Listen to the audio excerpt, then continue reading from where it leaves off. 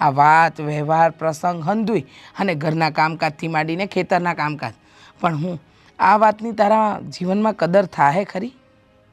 ખબર નહીં. જવા માથે જોડા સાંભળું તો છે. હવે મારા નસીબ અને આમે ભવિષ્યમાં હું થવાનું છે એ વિચારીને તો જીવન ન જીવી શકીને બા.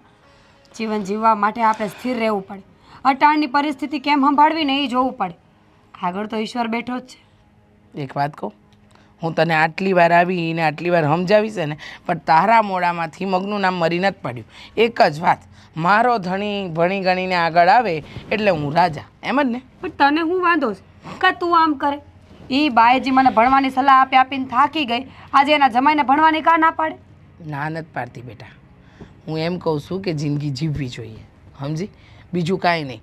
અને ભગવાનનું દીધેલું આમ જોવા જઈએ તમારી પાસે 25 વીઘા જમીન છે, હારું હો મજાનું કમાઈને ખાઈ શકો એમ છો. પણ આ નોકરીની વાહે અને ભણતરની વાહે તમે તમારી જિંદગી બગાડો. ખાસ કરીને તું તારી જિંદગી બગાડે છે. જો જીવનના અનુભવ પરથી કહું છું, તમે શું કર્યું છે ને કોઈની પાછળ એ કોઈને નથી દેખાતું.